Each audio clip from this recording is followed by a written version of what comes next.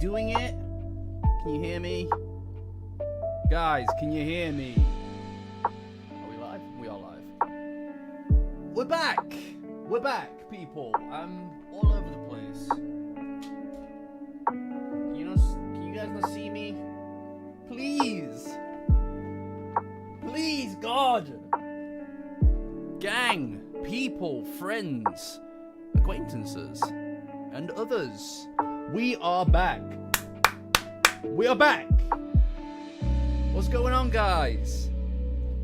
Come on, look alive, people. Honestly, we got some GOOOOO on the cards today, bitches. That's right, and I don't say that lightly. I don't say that lightly. I don't say that lightly. We're back. You know, it's a crazy thing. It's a crazy thing. Guys. It's a crazy thing, right? Because you go so long, right? You go so long, kind of forgetting what it all is at the core of this fucking story. And then you get those moments, right? Tuma, you know what? I hear what you're saying. I get what you mean, right? But like, there's something that I really want to point out here, right? There's something I really want to point out. Hi, guys. Hi, everybody. I don't know what I did with the party. I don't know what I did with the party light. I'm gonna be straight up with you. It's somewhere in this room. I don't know where I put the party light. It's dreadful. It's dreadful. I'm sorry, okay? I'm sorry. I don't know what I did with the party light. You want a party light?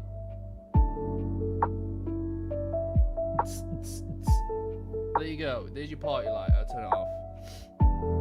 Okay, that's enough partying. No, right, guys. You kind of forget what it's all about, right? And this is important. This is important, right? When I was reading this, right? When I was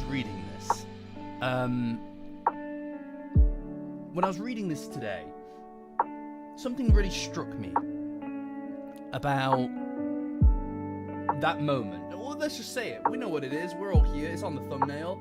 The hand-holding moment, right? GOOOOO takes Momo's hand. Okay? And obviously, and this is where I think some of the subtlety in the way that is presented to us is less obvious in some cases, because of the fact that we've got to wait weeks and weeks between chapters, right? But when GOOOOO and Ida hold each other's hands, 60 months! Oh my god, the Momokuruun is real! Chat, can we get much higher? No. When Ida took GOOOOO's hand and they were walking together, it was sweet and it was nice, but you'll know when we spoke about it, and you can go watch the video if you like it.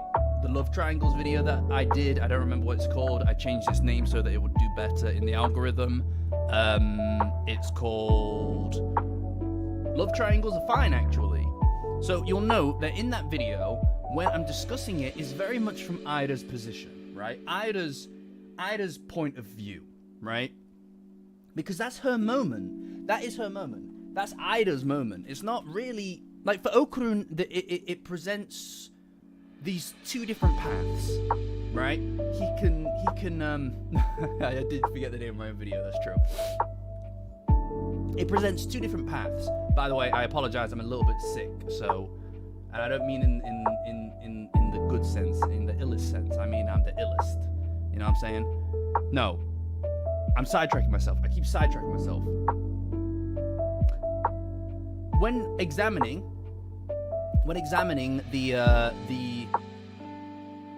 that chapter, that incident, you very much view it through the perspective of Ida, right? You very much sniffing and snorting through the perspective of Ida, and that's the way that it should be viewed, because that's her moment, right? That is her most important moment. And for GOOOOO, it presents two different paths, two different ways that he can go, whether or not he wants to choose. The music's loud. Alright, thank you. How about that? Is that better? Thank you. Now, whether or not he wants to choose to be with Momo, or or to pursue Momo, or to the guarantee of being with you people, you're never happy, or the guarantee of being with Ida. That is what it is. That is what it is, right? Are you happy with your mid-ground people? I swear to God, nothing mid about this ground. Nothing mid about this ground. Maybe your ground. Anyway, and he obviously didn't get to make a choice in that situation. I think he would have chose Momo. And in a lot of ways, this chapter is an answer to that. Not just in the way that... and this is the thing I love about the subtlety of Dandadan generally. You don't need Okrun to say, oh no, I don't choose you, Ida, I choose Momo. There are two different ways that we can see... that we can kind of see it enacted in front of us. When Okrun and Ida, if I could just pull that up. When Okrun and Ida hold hands, there is a it's sweet. I think it's sweet. I think it's cute, right? There's like an undeniable element of that to it, but it's not. Let me grab it. Let me grab the image of it. Where is it? It's like 228, 229. God damn, 230, 230. Where is it? Here it is, right? Again, it's sweet. It's a sweet thing. But it's kind of like, he's not flustered. He's not... There's a kind of like reciprocal element to it, but it's not... Oh, chat, yes. No, you're right. But it's not intense. There's not an intensity behind it. You know? It's cute and it's sweet from Ida's perspective, but for Okrun's, it's a bit confusing, I think. Right? But when Momo is in the equation, right? Oh, Support, I only just realized that you joined Serpo tier. Thank you. Thank you for joining Serpo tier, Support. Thank you. I didn't see that. I appreciate you. Appreciate all of you guys on all tiers. But in this chapter, when they hold hands, and he doesn't need to be flustered, right? He doesn't need to be flustered, okay? There's a fucking electricity. Do you know what I mean? Like, there's an electricity to the moment. Look at that shit. I'm in the way. My guy's in the way. Out of the way. Out of the way. Look at that shit. Look at it. Oh, it's beautiful. Look how good that frame is. That fucking... You know what? I'm gonna get out of the way and let you guys absorb that shit. Look at it. It's beautiful. Oh, I should have chose that as the thumbnail. It's just I didn't want to color it in. That's what it's coloring it in. That's what it is. You know? Hi, Ninja. Hi, everybody. This high... the music's still too loud. Alright. Alright. Alright. There we go. There we go. Okay. There's an electricity to it, is my point. Right? And it's, you knew that was why. I know. Yeah, that's what I'm saying. Right? And it's fucking cool. It's beautiful. And he's holding her hand next to his heart. There is a confidence to this guy, man. Like, oh my god, dude. It's so good. He's killing it. He's killing it. You know? And I love it. It's so fucking good. You know what it is? It's because I've not turned it down in the settings. There you go. That should be better. Right? There is an incredible kind of electricity to the moment, right? And you can't capture this shit. Like, this is the culmination of two people who belong together, right? And this is the thing. They both got their asses handed to them separately when they're apart. But when they're together, they're capable of these things. And that's what it's always been. That is what it's always been. I mean, literally, her power is these spectral ghost arms. His power is that of a yokai, but specifically his legs. His ability to run and go fast. That is... It's a person. It's one person between the two of them. And this is the kind of shit that I fucking adore. And this is the stuff, this is part of it that makes... This is what makes it special. Do you know what I mean? I adore this. I adore this moment. And it's been a while. It's been a minute since we had something like this. I mean, I suppose the fight with the mummy, right? I suppose that would do the trick. But even then, he was not slam dunking a fucking Spinosaurus. You know what I mean? Like, honest to God, dude. Look at him. He's just killing it. And this is Okurun. This is my boy. This is who he is, dude. You know? It's always been this guy. This is the guy that he has always been. It's not about, I suppose, tricking anyone. It's not about all these named dates and named events, right? Like going on a date or whatever. It's about the unnameable things between. It's about whatever the fuck this is. Whatever you call this, that's what it is. You know? That's the core of what it is. I don't think so. You know what? Like, I've thought for a little while that maybe he has something residual Turbo Granny inside of him. I don't think so anymore. I don't think I do. Like, I just don't see the benefit. I don't see what that would do for this, because and this is something that this is something else, right? Like, look at this. Look at this. You'll know, right? You'll know. Toaster says hello. Hello, Toaster. Tell Toaster I said hi. Right. Where is it? And this is really important, right? Okay. This is really important. I'll show you it now. Okay. One thing about this sword, this weapon, right? Look, we'll go through the chapter. We've got last week's chapter to do as well, because I wasn't on stream last week. So we'll go back through that, but first I just want to get this stuff out of the way, because this is like top of the dome stuff. This is important stuff, right? But when he's with Momo and he's able to actually use the sword properly, it's not just about the fact that he's more powerful, right? But the weapon itself, and I feel like this must be an intentional design choice, right? This must be an intentional design choice. The weapon doesn't just get bigger, it gets noticeably heavier, right? And you'll note that when it is in this moment right here, he fucking looks like his Turbo Karun form. He's got the long flowing coat here, and he's hunched over because of the weight of the weapon. He's that guy, dude. He doesn't need Turbo Granny's powers to be that guy. Look at him. Look at him. You add the little bits and frills and shit, and that's him right there, motherfucker. That's the guy. He's the guy already. Still. There is no powers or whatever the fuck. Look at him. He's hunched over in the same way. He's got the fucking flowing coat in the same way. This isn't that dissimilar from when he saved Momo from the fucking the woods demon. I forget the name of it. I'm like, you know what I mean? I'm like going fucking bananas over here. You know?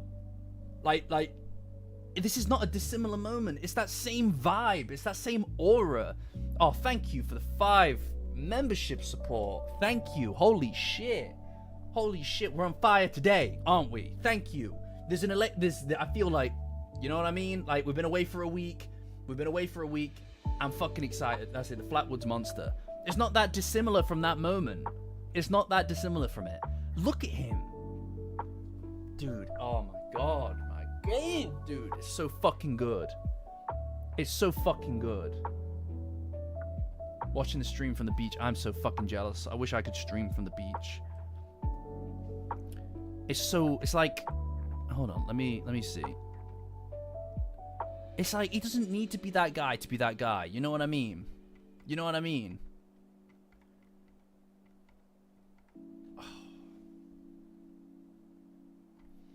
I don't know. Like, I adore it. So fucking good, man. It's so good. And he was always that guy. That's what I'm saying. Right? And I maybe he has some kind of residual Turbo Granny power, but what does it matter? What does it matter? You know? Yeah, Ninja, I'm not litigating that here, buddy. If you wanna message me on Patreon. I think you can do that. You know, I'm not litigating it on stream. Yeah, no, this is what I'm saying. The build-up was worth it. All of this shit has been in service to it. If it wasn't for the fact that just a few chapters ago, he was holding Ida's hand, and he was trying to decide where to go, what to fucking do from that point. If it wasn't for that, this would have meant very little. This would have meant so much less.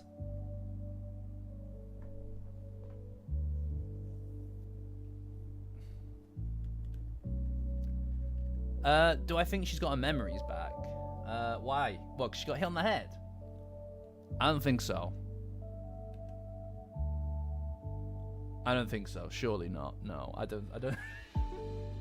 Like in the movies where you get bonked on the head and your memories come back. No, I don't think so. If that's the case, all right. No, I don't think so. That's crazy talk. You're crazy. No way. Yeah, no. It like in a cartoon, bunk, like that, where the rock and a lump comes out and goes, whoo, and then the birds circle round her head. No, I don't think so. That would be funny though. No, I don't think so. I think that what this does do though, guys, is it opens up the opportunity for him to tend to her wounds like she tended to his earlier on in this arc.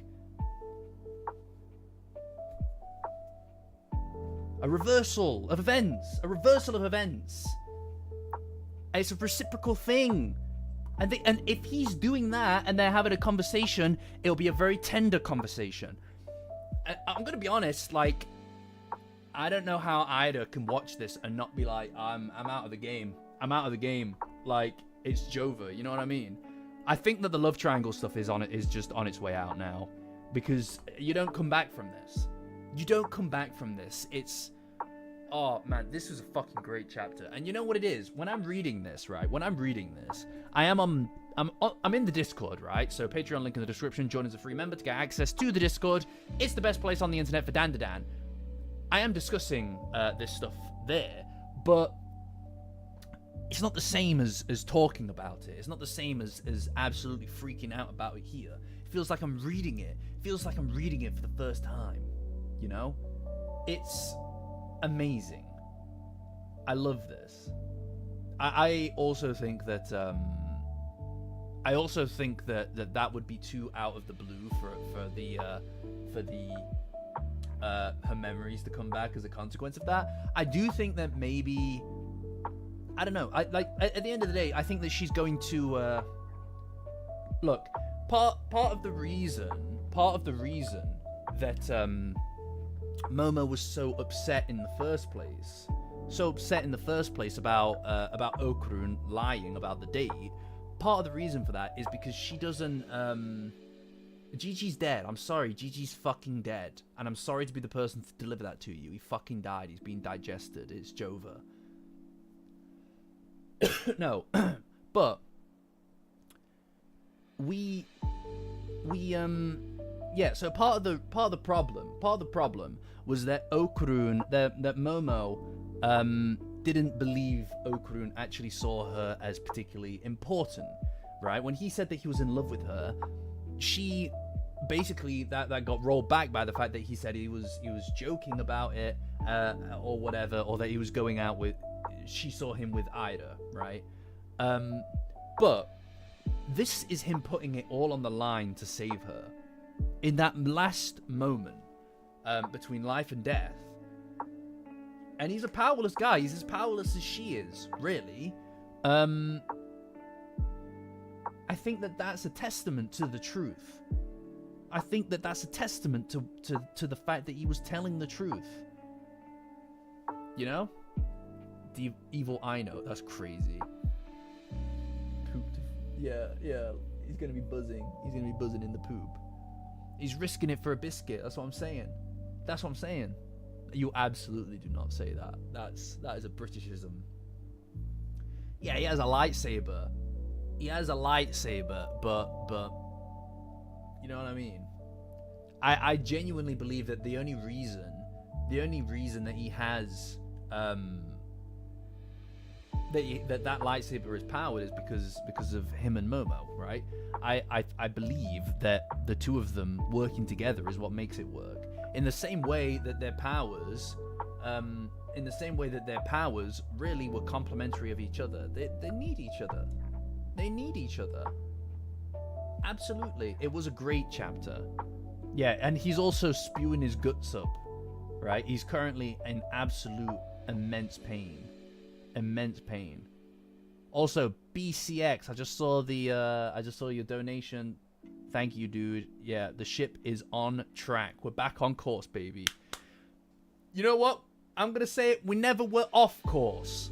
We were never off course. I'd be embarrassed to be a hater right about now.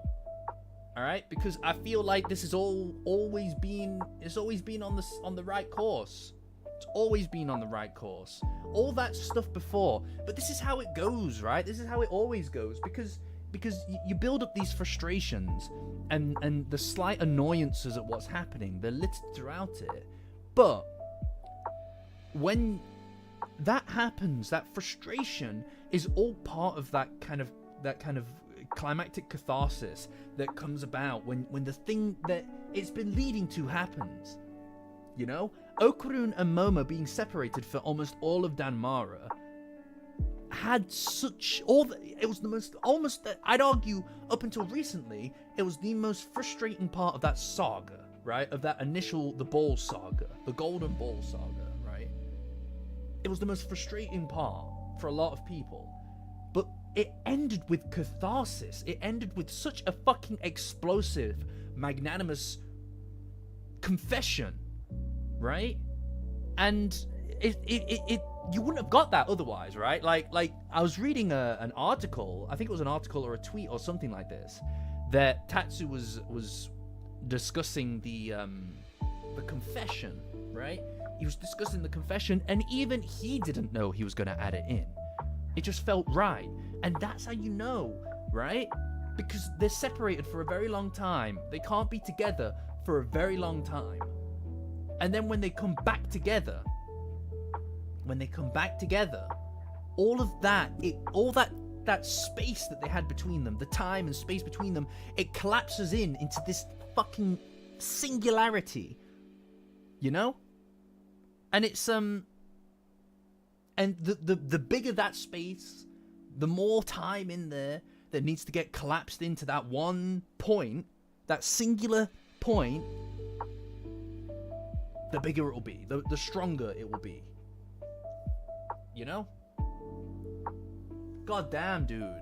God damn. I don't know what we're doing. This is the greatest fucking, this is like an amazing, this is the greatest story ever. I'm sorry, but I'm all in. I'm all in. I don't fucking, I'm gonna be honest with you, I don't really even like anime that much. There's like 4 or 5 anime that I'm like, this is fucking, oh shit, right? There's like 4 or 5. That's kind of it for me. I'm straight up, that's kind of it for me. Like, but this fucking, you know what I mean? It's like into the veins with me. This is so, it's like deep in my bone marrow right now, you know? God damn, dude, god damn. I just believe in it so deeply now. I love this, it's amazing. And it's because of moments like this that it works for me. It works for me like this, you know? Correct. Next up until I think after we're done with this whole dinosaur thing, I think that what we're going to be talking, because honestly our guys, the gang has been getting this shit pushed in. They've been getting this shit kicked in for a long time now, right? Like quite a while, since the end of well, yeah, I mean, like it's been a minute since we've had some proper wins, right?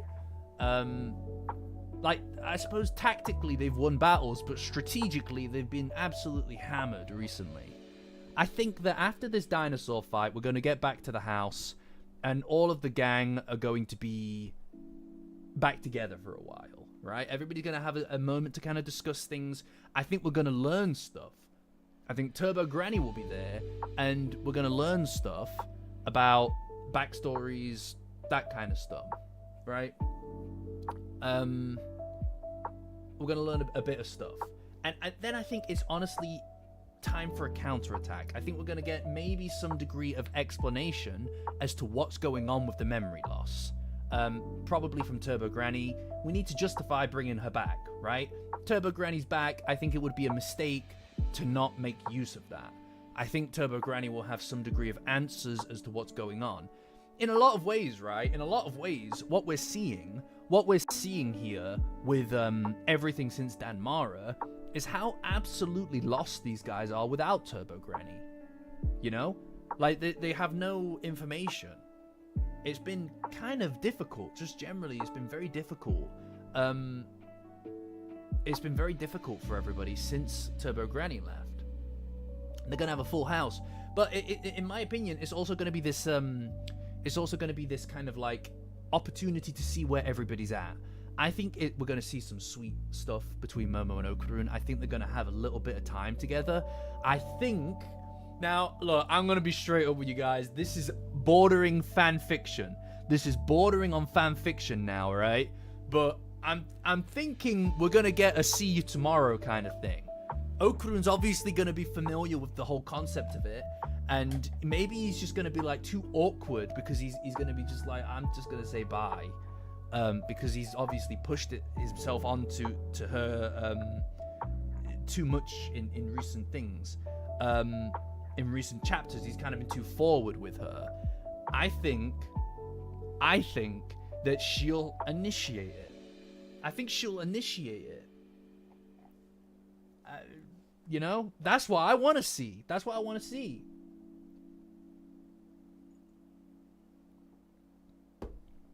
You know, I think that she'll initiate the see you tomorrow because it's such a fucking pivotal moment. The see you tomorrow. It's not just about the act of doing it, right? Yeah, I know it's not. This is it. I'm worried it won't happen, but I feel like it's the perfect opportunity.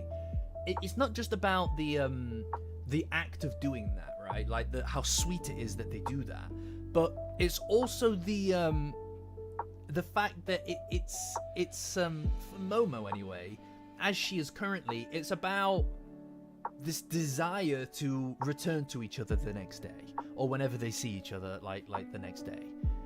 It's more than just an act or a ritual. The fact that it is a ritual is fucking so important as well. The ritual element to it is so important as well because it breeds familiarity.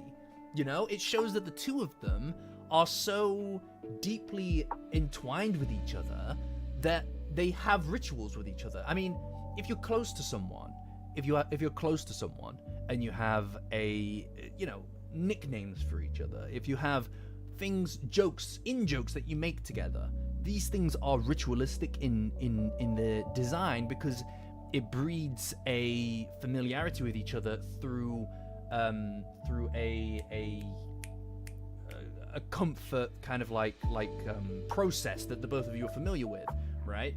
It shows that you both care enough to remember these processes. You know what I mean? It's very important for their relationship, their early relationship, and I think for Okarun, he's probably going to be in this spot where he's not really sure what to think or to feel about Momo after seeing her with Gigi. And when Gigi first showed up, if you'll remember, when Gigi first showed up and Okarun walked home all dejected, that see you tomorrow was so fucking important. Hey, look, this is just what I would like to see. If he doesn't do it, then fine. Alright? Tatsu, I believe in the vision. I believe in the vision, Tatsu. Take my notes, Tatsu. I beg of you. I humbly provide them to you. On the altar of Dandadan, people. Sorry, I've just been yapping. I have not been reading what any of you guys are saying. What's going on? Are we alright. Yeah. Yeah, this is what I'm saying. This is what I'm saying. Yeah. Exactly. It's about what it means. That's what it is. That's what it is. That's what I'm saying. I swear to God. Oh my God, dude. I've been away for a week, alright? I have been doing this for 1 week and I'm exploding. I'm like blowing up at the seams here. There's so much shit to say. This is such a good chapter. Oh my God, it's such a good chapter. I needed this. I needed this. Sorry, what did you say? What did I miss? What did I miss? To make some yeah, to be emotionally honest. I agree. Yes, exactly. Fizz. This is what I'm saying. This is what I'm saying. Like, I think that it would be nice for her to kind of extend something to him because this is going to be difficult for him. You know? You're going to throw... Oh my God. Yeah, we needed this chapter, gamers. We needed this chapter. Oh, hi, Tim. I didn't see you there. I didn't see you there, Tim Kai. My good friend, Tim Kai, everybody. He's been here since the fucking beginning as well. So many of you guys have been here since the fucking beginning. It's crazy. If you want to throw roses, I'm not going to be against you throwing roses at any point. At any point. As long as it's within, well, you know, your means, you know. I didn't think that we'd get this today. I thought that it would just be dinosaur stuff. I thought it would just be dinosaur stuff. I didn't expect it to be literally Okarun fucking, like, roundhousing a fucking dinosaur with a lightsaber. 20 memberships. Oh my God. Look at him making it rain. We need to get like some kind of fucking... I think Tim Kai's earned his own fucking emoji at this point, alright? Like, honestly. Jesus Christ. Thank you, Tim. Thank you, Tim. I appreciate you. I appreciate all of you deeply. I appreciate all of you deeply. Thank you. Anything that goes into the channel, is more than I could ever ask of any of you, whether that's a donation, whether that's a membership, whether that's spending time watching the content. Any of this stuff is more than I can ask of any of you. So thank you, you know. Yeah, I know. I need to send this man a rose. Yeah. We'll figure something out. We'll figure something out for you, Timothy. But it's good to see you, buddy. It's good to see you. You know. But anyway, right. Okay, so that was 35 minutes of yap. But like, look, guys, I was pretty excited about this just generally. Just because it's like a necessity, you know what I mean? I feel like we really needed this injection into the story. I feel like we needed this injection into the story, you know? 7 months, holy shit. That's crazy. That's crazy. The fact that we've got so many people, by the way, who are in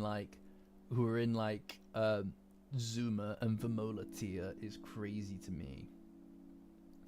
Any emotional shifts? What do you mean? Do you mean between the characters? I mean, I think that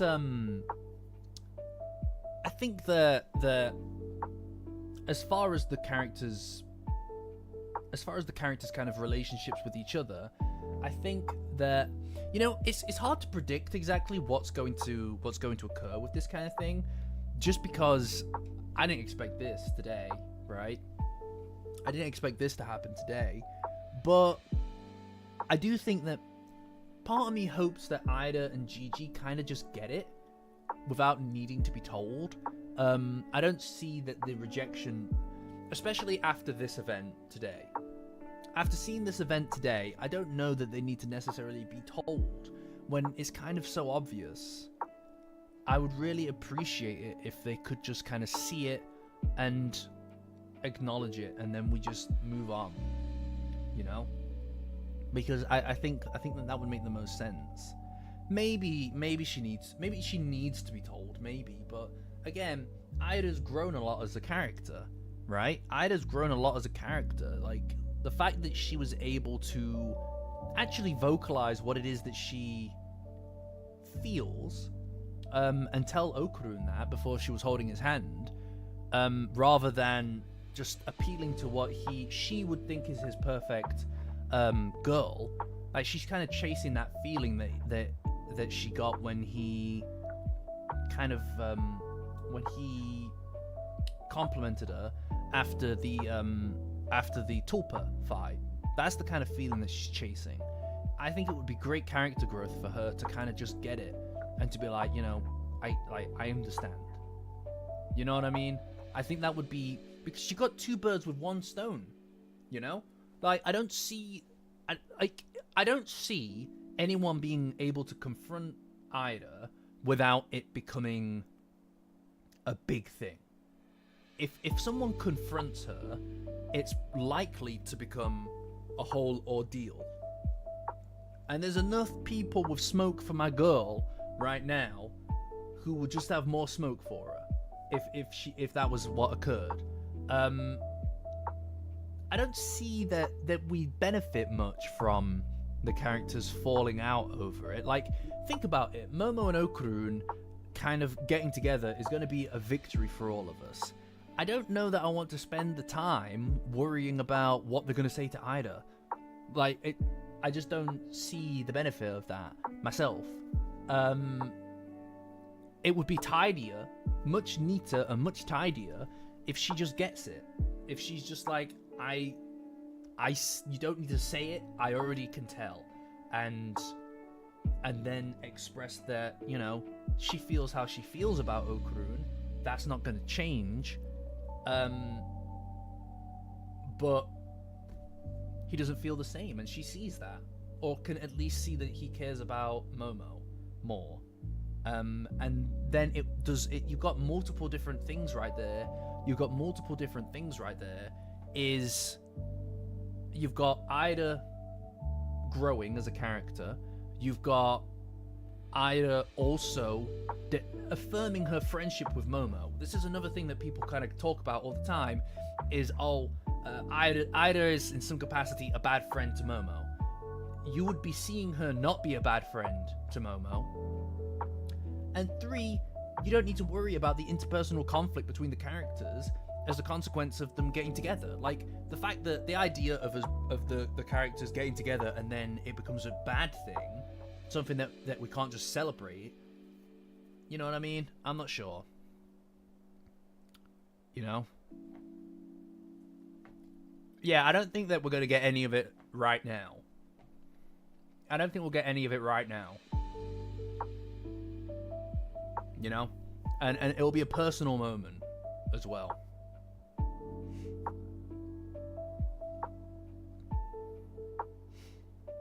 You can't convince me otherwise that she'll be...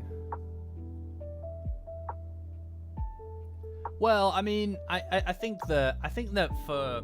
I don't think Ida knows how Okurun feels. I don't think that Ida knows about how Okurun feels about Momo. I don't think that she does. I don't think that she does. I think that she... But this is the problem. Like, what we're seeing here, partially, is the fact that Momo and Okurun took so long to get together, they took so long to admit how they feel to each other, and they never let anybody else see it. They always hid it away.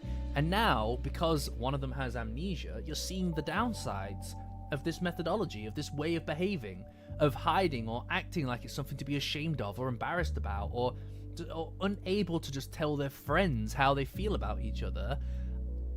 This is all because of them. This is all because of the mistakes that they made up until now. And you can't... I don't believe otherwise beyond that. Yeah, and they don't know about Okurun's confession either. Turbo Granny does, and she's back in the mix now. You know? Also, we haven't seen Shrimp in this fight, and we've not seen Rokuro in this fight. So, we're not done yet. We're not out of the woods yet.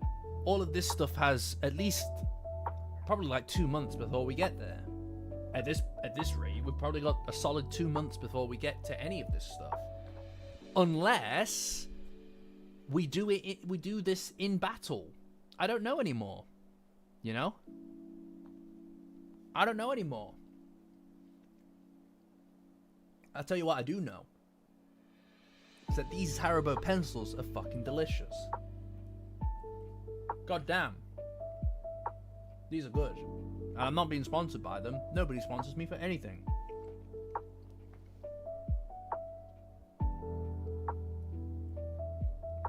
The rejection arc. Yeah, I think I prefer if they just realized how they felt, how everybody felt.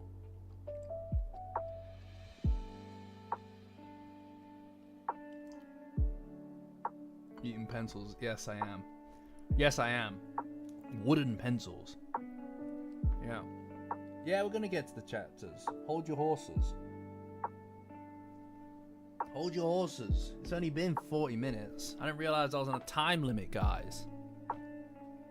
I didn't realize you guys were running the show. God damn. You don't want to talk Momokurun anymore? That's fine. That's fine. We don't need to talk about Momokurun anymore. We can move on if you like. If you like. No, please tell me. What would you like me to do next? Oh no, fucking hell. Anyway, right, yeah, we'll turn the music up more. You want the music up more? There you go. Is that too loud? See? Wants to talk Momokurun. BCX, he knows what's good. No, I'll turn it up all the way. In fact, I'll turn it down just for that as punishment. Right, cool. So guys, so to clarify, we all are on the same page, right? You know what? Let's do a really quick poll. Remember guys, more star mean more good.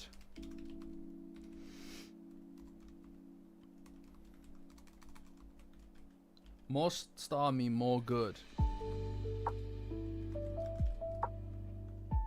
Oh wait, no, it only goes to 4, doesn't it? Fuck me, goddammit. Bloomineck.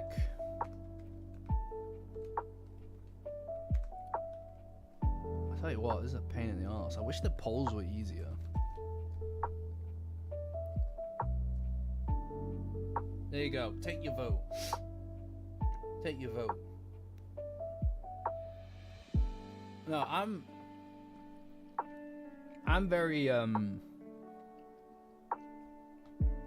pleased. I'm very pleased with this kind of story development. I think it was so needed. It was so necessary. You know, the dinosaurs are just fucking icing on the fucking cake, right? Sorry, I'm eating. My mic's not good enough to pick up my shoes, so you're welcome. But yeah, the dinosaurs are icing on the cake, right? I'm just so happy to see them kind of connecting again in that way, you know? Oh yeah, and the art as well. No, you're right, Homer. The art is great. I really am enjoying seeing all of the Spinosaurus stuff. I don't know, like, it's just really cool. It's really cool to see all of the frustrations of all of the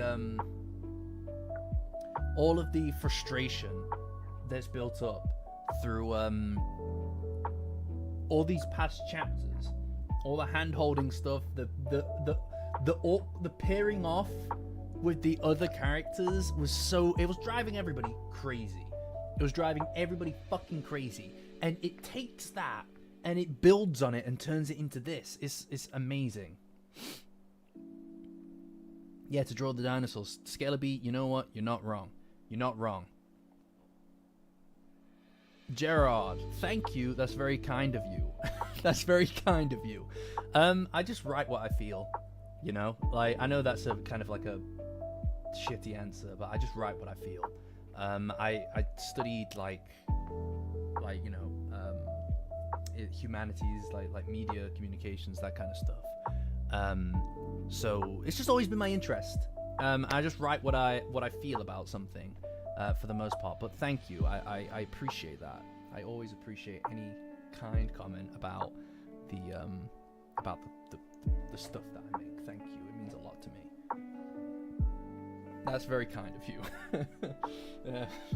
So, yeah. That's. Thank you. No, Anyway, right. So I suppose we should start the chapter. We should start the chapter now. This is last week's chapter. We're going through last week's chapter to get to this week's chapter to finish this week's chapter. We've obviously talked a lot about Momokurun, and about the handhold, for like what, the past 45 minutes, the better part of the hour. But we're gonna hit that stuff again, right? We're doing a second round, basically. We'll come back round to it and we'll do it all again. I know, like, this was it, Silas, right? For me, what was really terrifying was when the hand grabbed Momo's. It's like, oh fuck, whose hand is that, right? And it was Okurun's. Like, what the fuck? Am I crazy, by the way, or has my guy got internal bleeding? Didn't he get his shit kicked in last week? I swear he did. Like 2 weeks ago, he got the ever-loving piss knocked out of him, right? And he's still fucking up. It's crazy. I love this guy. That's my guy. That's my guy up there. That's my boy on the tube. Yeah. Love it. Absolutely love it. But my boy, he's got to go. He's got to go. He didn't hear no bell. That's true. No, you're right. We counted him out too early. That's what I'm saying. Absolutely amazing. Yeah, I know. Wait. In fact, that's important. Let's, in fact, I have it on Discord. Hold on. I'll show ye. Where is it? I think that Sarah put it in parallels. Yeah, she did. Absolute goated.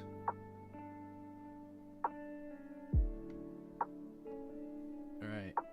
Here we go. You ready? So this is obviously this week, right? This is this week. And this was the handhold. Even like the little bits around it are similar. Right?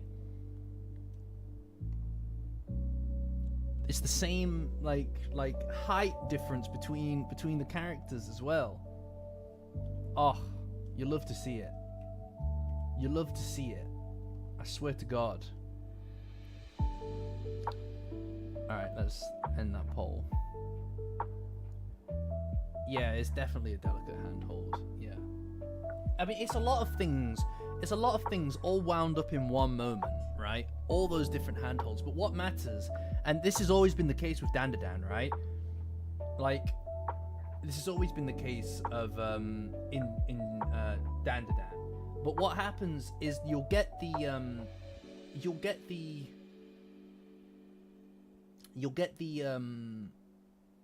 physical kind of conflict, and they'll do something in the height of that conflict. I think I wrote about this in the Chaotic Beauty video, but they'll do stuff in the height of conflict, and then that will kind of not really, in the moment, it'll be kind of almost glossed over, right? Like, they'll kind of gloss over the fact that they did that, like the handhold itself, you know?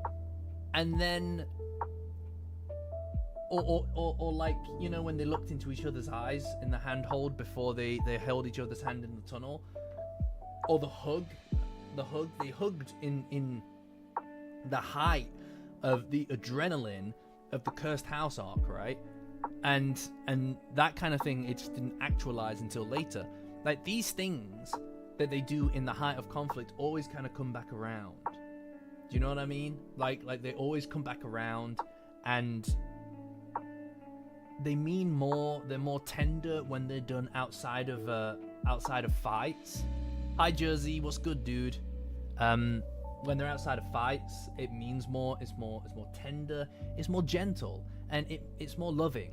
And it was the same with the handhold. So the fact that they've done that here, the fact that they've held hands here, means that they're gonna do it again, properly. Always means that. Anyway, so last week,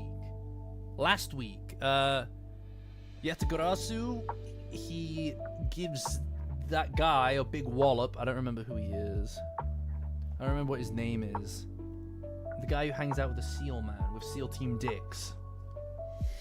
Right?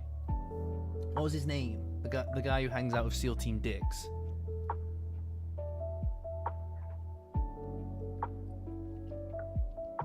Scissor Sister. Yeah, you're right. Scissor Sister. All the public hand holding. I know. Oh my god. Grifters up rookies. That's me. I'm out here grifting. Man. I'm trying my best, but I can't afford a Lambo. What the hell? Guys, I just want one Lambo, okay? Anyway. And this is my point, right? Okurun's not looking too good here. Okurun is not looking too good. In fact, hold on. Hold on a second.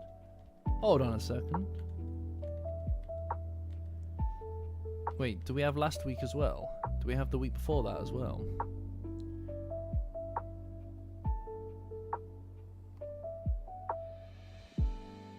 Why is this? I feel like Mango Plus is misbehaving for me. Excuse me, what the flip? Now I'm gonna have to use Weeb Central, and I hate that. I hate that for me. Hold on.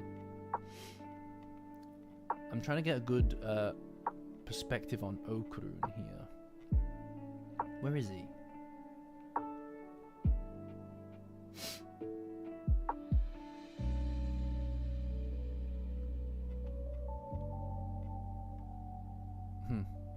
Never mind. We'll move on. Weeb Central was there for you. Yeah. Alright, we'll use Weeb Central. No, I'm not doing that. No way. Anyway. The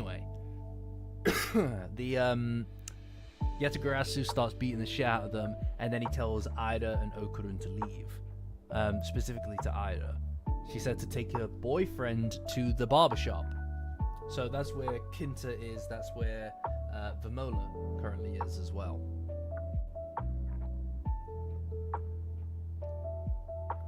There it is. That's where Kinta is. That's where Vamola is. And check out these elbows. What the fuck, dude? This is crazy. Like, this guy is clearly the guy, right? Like, this guy's a tough motherfucker. But look, here he is. Here's Okurun. He looks like absolute dog shit. But even amidst all of that, and this is Okurun, man. This is who he is. This is who he's always been, dude. He says, F that in the A. Okay? Flip that. I don't want to use big language here, but he says flip that. Alright? And he wants to go find Momo and Gigi. Because that's who he is. And he's like, what the fuck are you gonna do? You can't do shit. And he's like, what the fuck are you gonna do, guy? You've had the shit kicked out of you. Flip that in the butt. There you go. That's what I'm saying. Flip that in the butt. You hate to see it. Girlies and gamers. But anyway, for good wee brews, please no, we don't need this. Sorry, I've got the sniffles.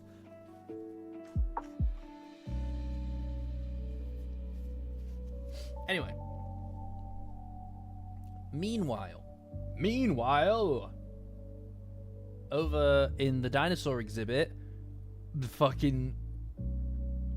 And what's crazy is these are just dinosaurs, right? What is happening here?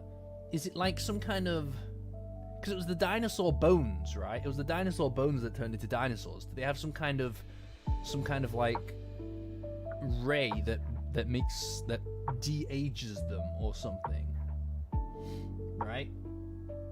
It's the de-aging ray, and they just start fucking chowing down on this. What is it? Does anybody know what that is?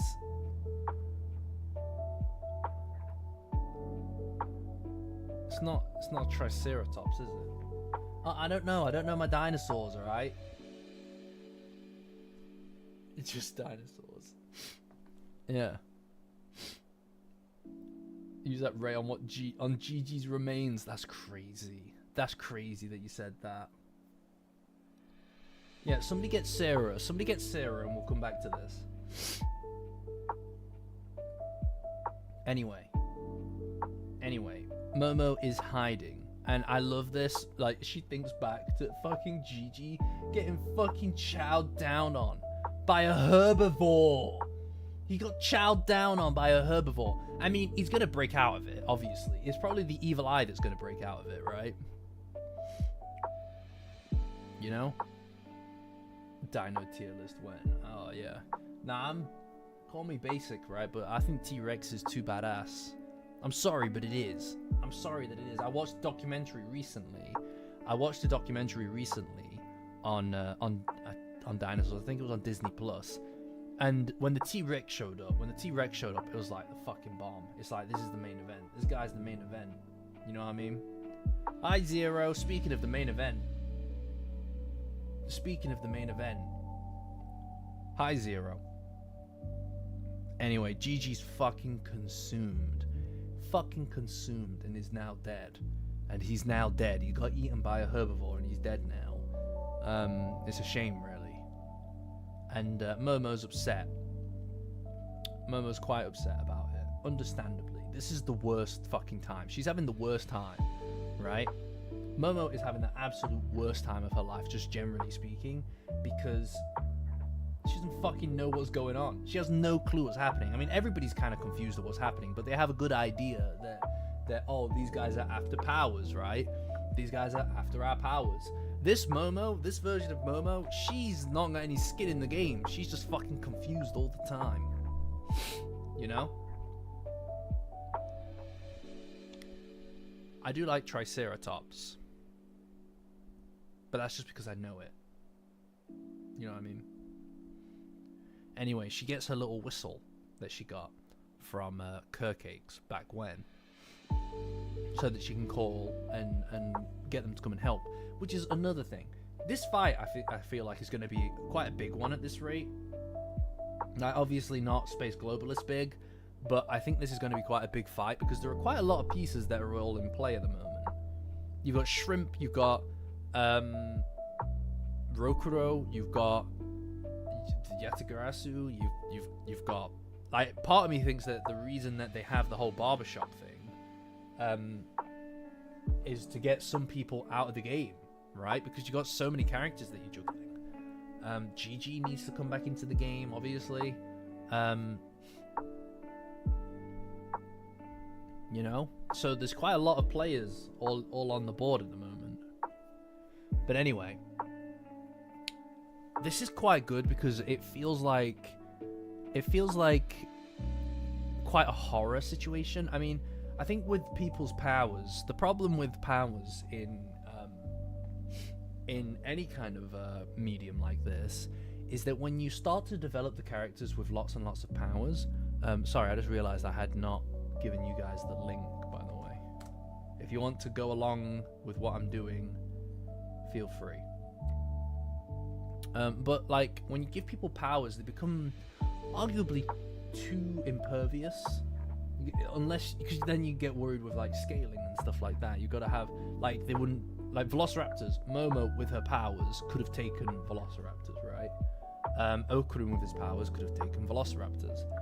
So the fact that she's sneaking around without powers because she lost them, and that's when they decide to add dinosaurs in, adds quite a lot of to that horror element. It brings back that kind of horror vibe, which I like, you know. That's something that I've always enjoyed about Dandadan, is that it genre hops a bit. And right now, and I think that I said this when we first got the dinosaurs and stuff involved. I mean, it's not exactly a hot take because it's anything dinosaurs in pop culture related is going to have reverberations of it, right? But I did say, I think it was like the week before, that I was hoping that they would do a kind of Jurassic Park in, you know, the kitchen scene in Jurassic Park where the kids are running away from the velociraptors and they figure out how to open the door. I was hoping for that, like that kind of thing, and I feel like this is very close to that. You know, like I think that they've got the dinosaur. Yeah, there it is, the raptor claw doing that thing where it taps, They do, don't they? Yeah. Here, see, like I presume that that's there to do the tapping thing. Man, Jurassic Park is fucking dope. It holds up so well. Look at her go. Look at her go. She... What the fuck, man? I love that. Look at how good that is. It's so stupid. It's so goofy, though. Chasing, I'm not gonna try and even say that. Yeah, so basically velociraptors. It looks like a velociraptor, so it's a velociraptor. Do a barrel roll, yeah. I love seeing this kind of survival element to Momo. You know? YouTube just told you to take a break. How fucking dare it? What's it trying to do? That's unbelievable. Are they trying to mess with my revenue here, YouTube? What are you doing? Run your ads, goddammit. Not on my content, not on this. This is my break, that's what I'm saying. That's it. This is your break. You're welcome. I also really like this as well, because it feels like it's got an almost fisheye lens kind of an element to it. This is going to be really cool when they animate it. I know that we're talking like years away from now, but this is going to be very fucking cool when they animate it. Look at this Jurassic Park bullshit right here. This is really clever. See what she does with the balloon here is really clever.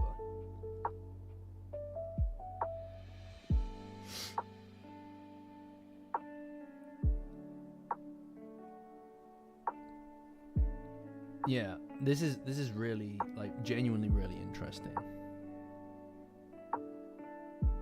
I was gonna say that I don't think I'm running ads on here, so that would be a shocker.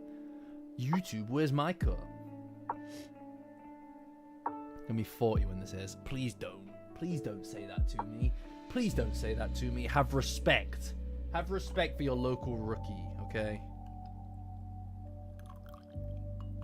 How dare you? Anyway, this balloon trick is very cool. I'm a big fan of it.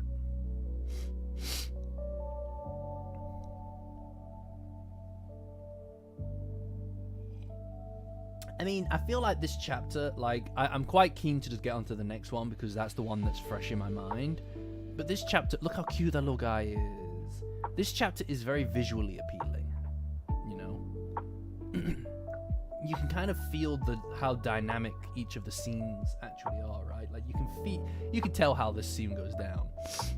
But she did the slide, she did the Indiana Jones slide. And then, of course, the Spinosaurus. The Spinosaurus appears. Okay, now we're on this week. Excuse me. Excuse me, gamers. Excuse me, girlies and gamers. Let me see if I can get it back on thingy, because I feel like it displays slightly better on Manga Plus. Yeah, this is it. It also shows, though, that Momo as a character is very resourceful. Come on, double page Manga Plus, is that better? Okay, there we go.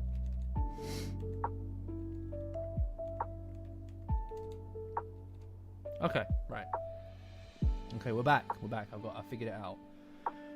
Right, next chapter. I'm gonna pin it again so you guys can follow along. I also want to, you know, chapters like this always make me really happy because it means that we can kind of, we take a little bit of time to kind of work as a community to kind of go through it. Like, obviously there are more people in these kind of chapters than usual. I'm always a big fan of that, just based on the fact that it feels like a little event, like a proper event, like it should, rather than just a few people just in on it, right? Like, obviously it peaks and it ebbs and flows, but it's really enjoyable to get to spend the kind of time excited about the chapter, excited about talking about it, because it brings everybody here. Whether that's people from the Discord, Patreon, link in the description, join as a free member to get access to the Discord. It's the best place on the internet for Dandadan, or people just through YouTube. It's gratifying.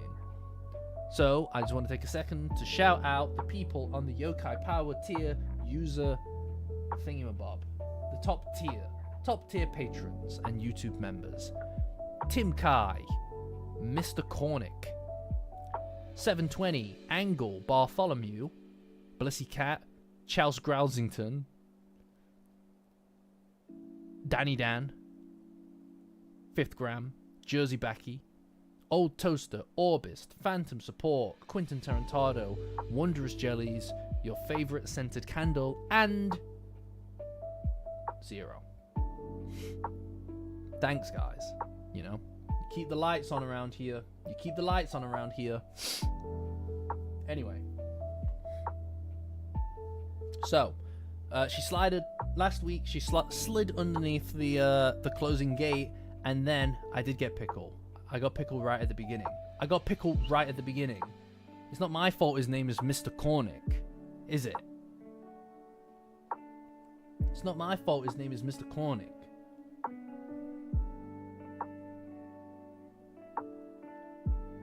I said your name. Fuck you. I'm done with this. Yeah, no, I do. I don't mean you don't literally keep my lights on. You contribute to them staying on, though. That's the main thing.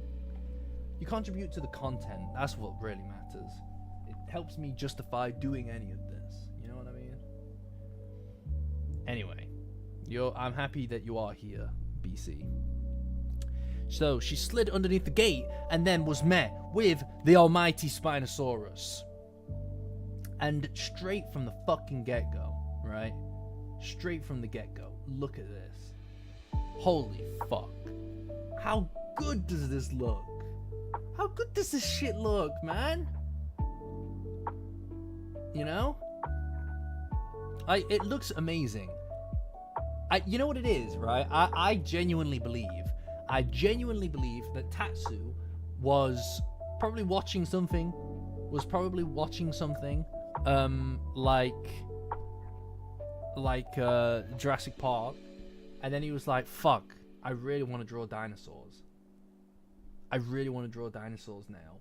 I'm just gonna add them into Dandadan somehow, and then he did. Yeah, but we did last week's chapter as well. We skimmed last week's chapter. Like, we're on this week. I mean, I did yap a lot about Momokurun, right? There was a lot to talk about. You know? Yeah, this is it. Like, yeah, I'm working on dinosaurs now. Dinosaurs are my new kind of thing right now. But anyway, the Spinosaurus gives Momo quite a stare down, as you can see here. Exhibit A.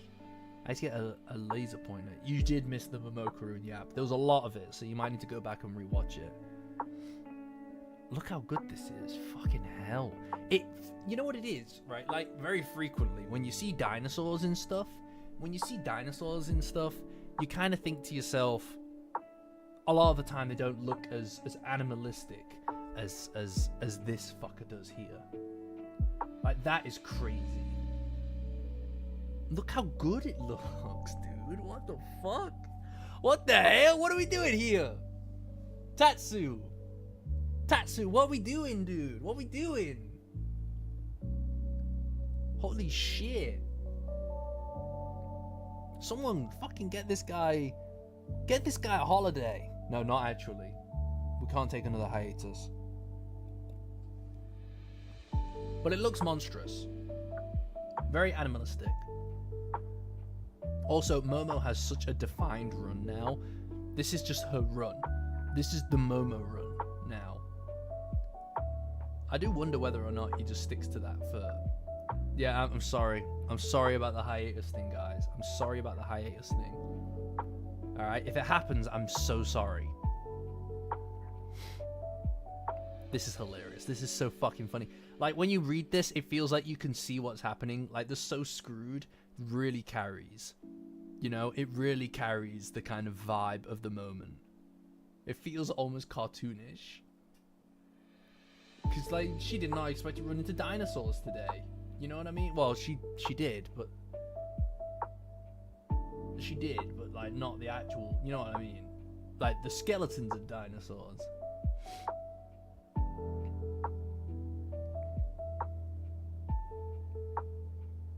Doesn't Okarun also run like that? I don't know. We'll see. Anyway, she goes to the back rooms, and again, there's kind of like... God damn, this is so cool. Like, this whole section will be great when it's eventually animated, right? She gets absolutely fucking slam dunked out the window over here and lands on the escalators. I feel like this is fucking dope. Isn't it? Look how good it looks. It looks so fucking cool. I didn't even really have that much to say. Yeah, she went through the back rooms. And then she went through the back window. That's crazy. I mean, this thing just fucking shreds through everything. The door's locked. This is it, another thing, right? Like, this is another limitation. This is another limitation that she would not have had with her powers, is that a locked door is enough to stop her. Right? I think this is quite a short chapter, actually, isn't it? And this is it. This is where she gets her memories back, isn't it? This is where she gets her memories back. Yeah, I keep saying ouch. Yeah, that's it. Off topic. That is very off topic. Ben 10. I did not watch Ben 10. I didn't watch Ben 10. It was definitely something that was inside my age range, but I didn't watch it. I think he's in Fortnite. I play Fortnite now. You can catch it on twitch.tv/SafetiesOnRookie. That's twitch.tv/SafetiesOnRookie. Or you can catch everything to do with the channel at Discord, on my Discord. So, Patreon link is in the description. Join as a free member to get access to the Discord. It's the best place on the internet for Dandadan. No, I played Fortnite so I could get my hands on the amazing Digital Circus skins. And it was bloody fun. It was a bloody fun time, I'll tell you that much. And when they do an eventual Dandadan one, I'm going to be there with my V-Bucks in hand. You know? Anyway, she gets absolutely fucking pelted in the head with a rock. Like, that is... this was like... I have a VOD channel. I do have a VOD channel. I don't know to what extent I'm actually putting the things up properly. I think that is up. I think I put it up. Hold on. I know that this is off topic. Give me a sec.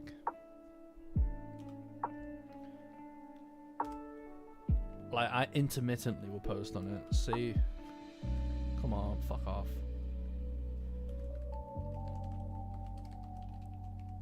Safety's off, rookie.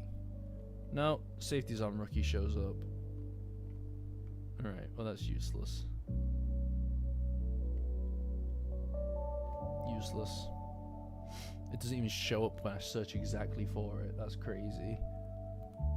Is my goat safety's off rookie washed? It's up. Oh, what? Sick. Sick. And Ian, buddy, there's a long list of people who are saying that I need to watch stuff. You're on the queue. Get in the queue, brother. Anyway, she gets fucking pelted in the head with a rock. With a Dwayne The Rock Johnson, who's also in Fortnite multiple times. And it doesn't look good. Wait a minute. That's like... It kind of reminds me a little bit of the Space Globalist arc. You know? Where she shouts for Okarun. This is a lot of things, actually. This has the kind of shades of quite a lot of things in it. Doesn't it? I think that's the thing about it, though. There's a lot in here. There's a lot in here that reminds me of things that have already been in Dandadan, you know? And I think that's what's so powerful about it, is that it carries a very kind of unique place. Hold on, let me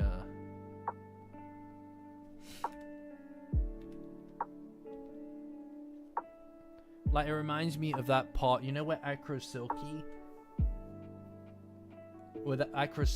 is charging at Momo and then Okurun jumps in. You know that bit? It reminds me of that. It's got the same kind of like speed lines around it. It obviously reminds me of the confession, and then also where Momo is about to die in the Space Globalist arc, and then Okurun shows up and he grabs her. It reminds me of that as well. There's quite a lot in here. Yeah, it doesn't copy anything specifically, like not one-to-one, not a one-to-one equation. Yeah, and I think that's why it's powerful.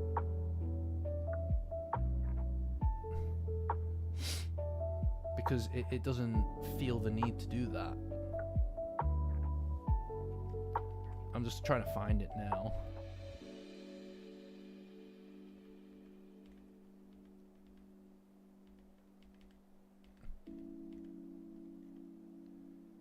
I mean, again, I think it's more about the vibe of it, right? Like, I do think that Tatsu kind of tends to use these kind of flex around the characters to kind of to demonstrate power, as well as ashes and rocks and things like that, just to fill out the scene a little, right? Because obviously this is here in the Space Globalist. You've got this whole thing, and here is the bit that it kind of, those little flecks, you know? It's got the same kind of like vibe to it, that opening her eyes at the same time as this is kind of, it's very similarly coded. But I think that's the beauty of it. Yeah, I mean, like, this is it. Yeah, I mean, we've talked about the parallels extensively, and I think that this arc, what really makes it so special, is the fact that that we are looking at it through the perspective of things that have already happened, and calling back to those things. Because for the characters, obviously for the characters, it's a very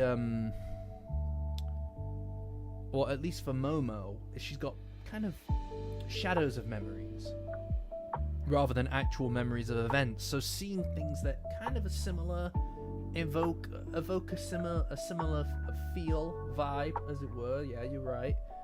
I think that it harkens back in her own mind to those shapes, you know, those kind of shapes of it. It's like shades of the past, as opposed to a very clear kind of cut picture of what it is. I think that we're inside of her perspective a lot of the time in this way. You know, the paneling and some of the background and stuff feels like it's in from her mind, you know? No, yeah, no, for sure. No, you're right. You're right, Fizz. Like, but this is what's really important, I think, is that when you examine these parallels, it's not even necessarily that they're done for the same effect. Sometimes they can have a very different effect, right? Like when Okurun's running from Momo's house after he just told Vamola how he feels about Momo, it's a kind of cathartic expression of the fact that he finally said it to someone. Whereas when he runs from Momo's house in this arc, it's more about the pent-up frustrations as opposed to actually saying it, right? so it speaks to the character and the way that they behave, and it creates a degree of continuity, not just for the story but for the characters' kind of like behaviors, because you really do something less than once, right? Like you really do it like just the one time and then you never do it again.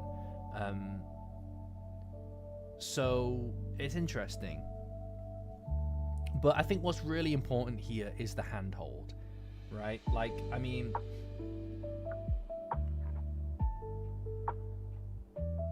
I think what really matters here is the handhold. This is a signature thing between the two of them, right? There's a signature thing between the two of them. Yeah, Dandadan is fucking insane. This is it. And I think that it is part of them getting closer, you know? Like, my video that I did on this, where I kind of covered a lot of this, a lot of the way that I feel about this arc, quite early in the arc, admittedly. But what I said in there is that it would kind of restate and go back through, would go back through a lot of the things that we've already been through, because of the fact that it kind of needs to, in order to re-explore and find Momo. You know, that is kind of what it is. It's about finding her and him having the will and the power and the strength and the desire to do that. And he does have that. You know, every single and very frequently across this arc, what you've been seeing is that there are decisions that are being given to Okurun specifically, right? Like between Ida and Momo. Should he go to the barbershop or should he go to find Momo, right? Even going on a date, right? In fact, Momo has been given a few opportunities to run away as well. Like when they're fighting the mummy. All of these things are opportunities to pick a different path, but the two of them have a tendency to do the same things as before. You know? It's a very important thing. Yeah. Yeah, I mean, this is it, Rue. I mean, there's a whole in my chaotic beauty video, there's a whole section dedicated to the importance of physicality in their in the way that the two characters express themselves to each other, right? Exactly. This is what I'm saying. This is the importance of this arc, Blissy. This is what I'm saying, is that they would choose each other every single time, and that's why it's important. That's why it matters. That's why it matters. God, this is so good. I'm sorry, but this is so good. I don't really know how anybody could not love this arc. I think it's great. I just think it's great. I love this. I'm not normally one, like, obviously, like, I know people complain about the amnesia thing, but I think that is a great way to re-explore and reaffirm everything. I'm looking forward to Momo being back, like proper Momo being back. And it's going to mean a lot if Okurun is the one that brings her back. There's no, in my mind, there's no if, ands, or buts about it. It's Okurun that is going to bring back her memories. In like either through sacrifice or through expressing how he feels. And whether that be physically or whether that be through speech, I don't know. You know? But obviously, and we've seen, it's not enough for him to tell her how he feels. She needs to feel it too, or it's pointless. He already told her that he loves her. He's already told her that he loves her, and it means nothing because she doesn't love him back. She likes him, but she doesn't love him. Well, not yet, right? I think that's the important thing, is it's not just about Okurun admitting how he feels, because it doesn't work. And we've seen that it doesn't work. What matters is her accepting and reciprocating those feelings as well. Otherwise, it's pointless. It won't do anything. So it's not just all on Okurun, you see. Everybody, not everybody, but a good portion of people just say just say that it's on Okurun's shoulders to do everything, but they forget that Momo is also so confused.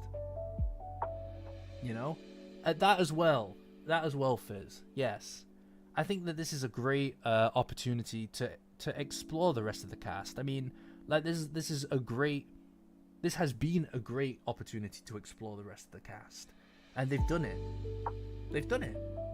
You know, they really have. They've done it. I think we've had more interesting insight into Gigi and Ida in this arc, even in this situation, than we have across most of the manga. And to me, that means that they're planning on maybe pivoting to have the rest of the cast also be in the kind of spotlight a little bit. You know? Yes, relationships are a two-way street. Of course. And that's the thing. That's what it is, right? Roundabouts. And then he fucking steps the fuck in with his fucking lightsaber. And look at how he holds a hand, dude. That's crazy. Oh my god. He's got it up against his fucking heart. And this is another thing. As well, right?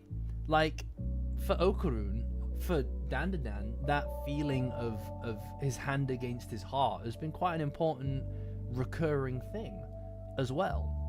So having her hand pressed up against his heart shows that it's he's more than that. He's so much stronger than he was before. Man, I love this guy so much, right? He is so much stronger. And I don't mean physically, which is true, but like emotionally, he is not pulling his punches. You know? He's not pulling his punches. Yeah, he's the best. He's the best. Okurun, time and time again, he proves it every time that he's that guy. I fucking adore it. This is up there with the moments in Dandadan. Yeah, this is up there in panels for sure. And then obviously, like as we were saying earlier, there is an element here of like the notion that these two, that Okurun is almost. Hold on, let me move my. Fuck. God damn it. Let me move my thing. There's a notion here that Okurun is kind of. What the fuck? Yeah, leave me alone. Is kind of like his turbo form. Look, you've got the flowing cape. And because of the power that he wields, look at how he's hunched over. Am I able to even zoom in on this? I am. The flowing cape, just like his turbo Kurun form, and then you've got this hunch over as well. So aesthetically, he is he's got that same kind of posture, and I think that's by design, because he wields power, he wields the same kind of strength, because he wields the same will and the same reasoning for that will. It's a very powerful statement, I think, on who we're looking at here, because up until now I've been also of the mind that Okurun is possibly going to have some kind of latent power in him. I don't think I believe that anymore. Or rather, I don't really know that I really want that anymore. Because this is all him. And I think to take that away and to make it also something else could potentially cheapen what this is. Which is all him. Like, he doesn't need the powers. That's always been the point. It's a common through line, actually. It's one of the big through lines. I'd say it's the through line of the video that I did on Okurun. The through line being the question of whether or not it was him that did the things he's done, or the powers. Whether or not he needed Turbo Granny's powers or not. And time and again, he proves that he didn't. Remember, he went and he fought Zuma, a guy fucking pumped up with with yokai abilities. He went and he fought him without his powers. And he nearly died. Every time he's had the opportunity to prove that he doesn't need them, he does it. It's always been his willpower that pushes him through. And here he is here. I mean, the guy got the shit kicked out of him a week ago. In this time, 5 minutes ago.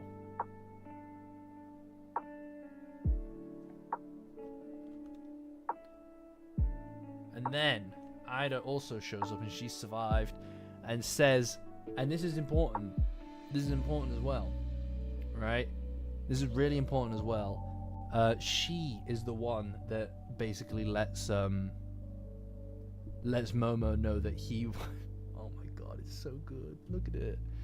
Look at it though.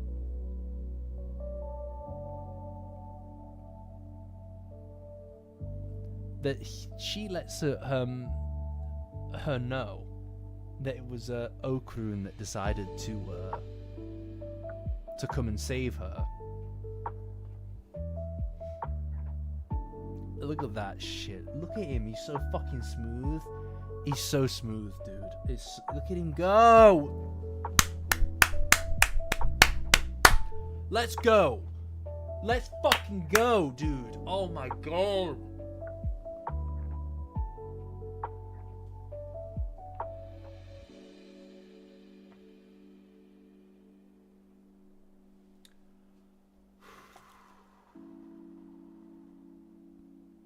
We're good.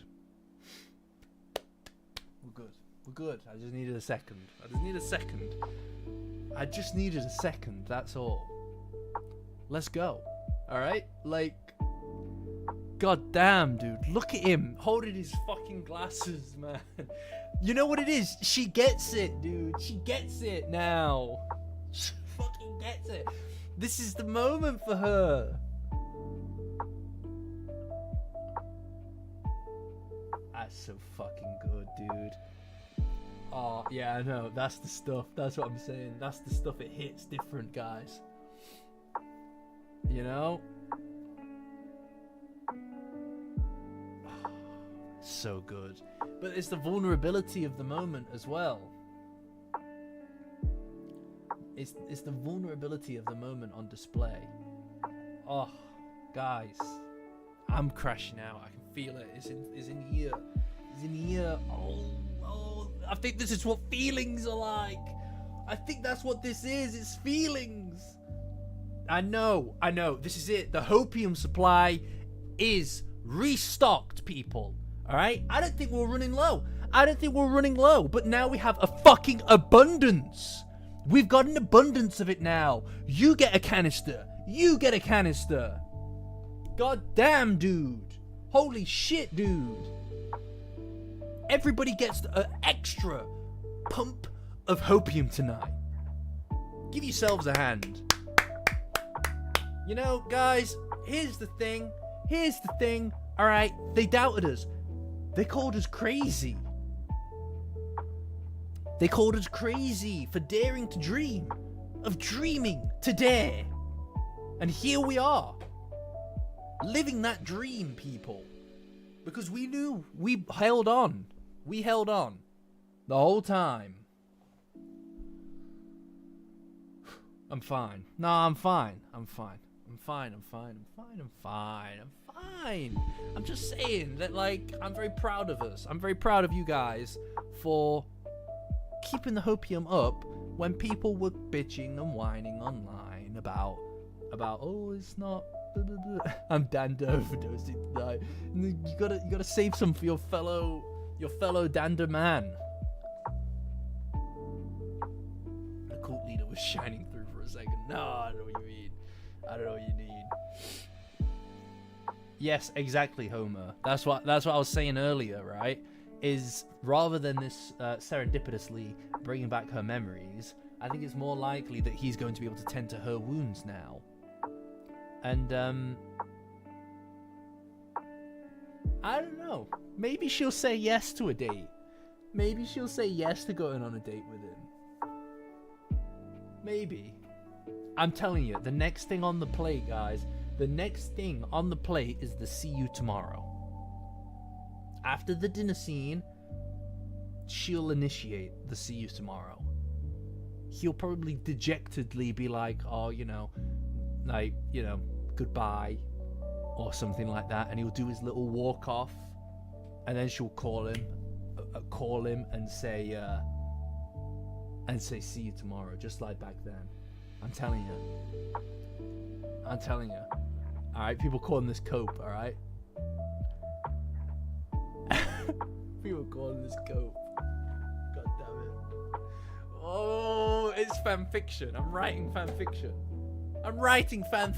In front of your eyes. All right, but that's what it is. That's what I want. Okay. I will say. All right. I will say that everybody's holding everybody's hands, but we did say before the date, we did say that they will hold hands. That is what was said in an earlier stream. And everybody was holding everybody's hands, but technically we're right.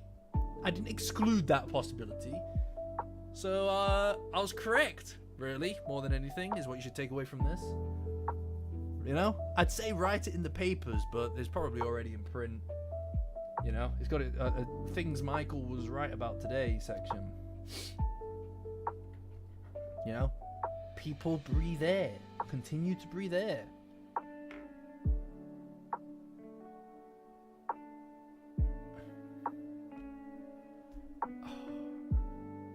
Crazy. And you know what, guys? You know what?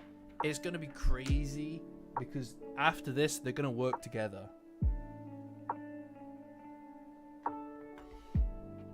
They're going to be working together after this.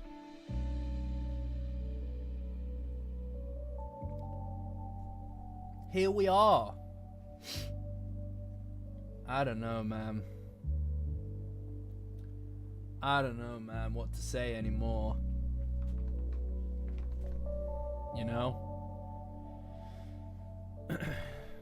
Maybe. Maybe, Sky, but I think the see you tomorrow is what I think is different between this and the see you tomorrow thing. What I would say is intentionality, intimacy, right? This moment, in a lot of ways, feels like a kind of, you could mix it up in a lot of other stuff. The see you tomorrow thing is actually, I would say, a step in the right direction rather than a lateral move, because of the fact that that was reserved for just them. That's just the them thing. Nobody else was in on it. Nobody else did it. It marked a very important milestone in their relationship, and it's something that, through examining the see you tomorrow, you could understand where their relationship was at any moment in time, right? Like when they first said see you tomorrow, right? Are we doing this? Are we doing this? Are we gonna do this? Should we do this? Should we just go through it all? Right, okay, fine. Let's do it. First see you tomorrow would be, I don't know, chapter 6 maybe? No. 7, 8, 9. I'm thinking of the episodes, so can I go back to long strip, please? There we go.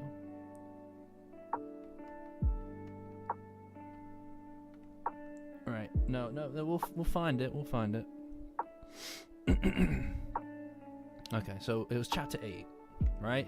The first see you tomorrow that they do. Damn it! Look, it's the same as the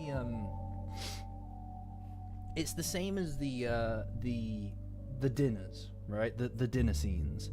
The dinner scenes offer you this kind of perspective on pre and post arc, right? You can see what the relationships between the characters look like, as well as like what the previous arc meant to them, based on how they are at that dinner scene. The best example being the Kaiju arc to the Space Globalist arc. The Kaiju arc, people are at each other's throats, especially Momo and Okurun. because they're in this really awkward spot in their relationship where it's still super uncertain what it is that they feel towards each other, and Vamola is thrown into the mix, who just kissed Okarun. So Momo's feeling threatened.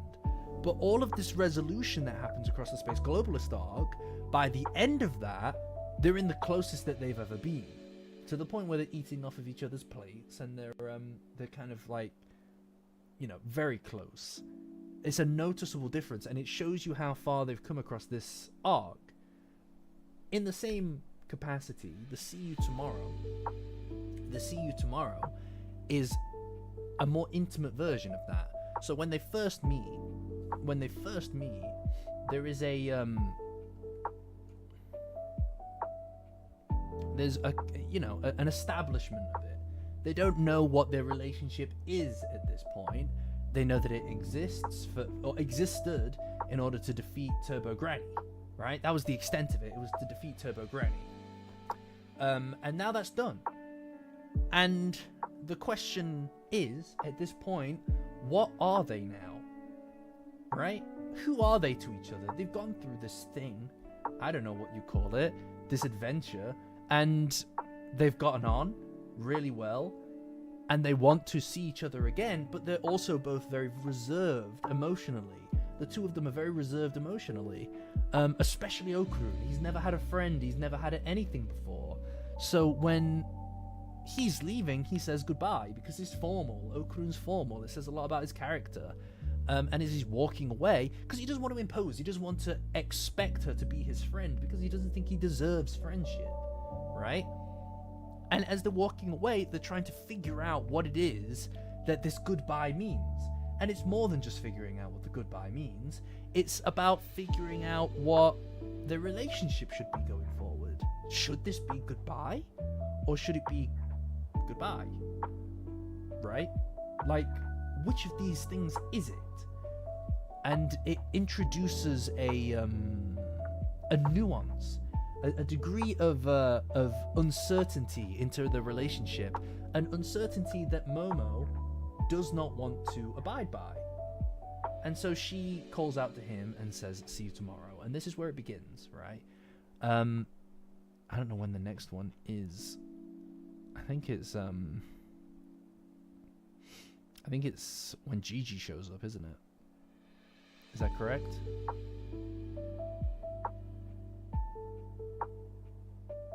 Yeah, it's a ritual. But I think it's when Gigi shows up. So here we are, right? And it's the same kind of thing. He doesn't know that it's necessarily a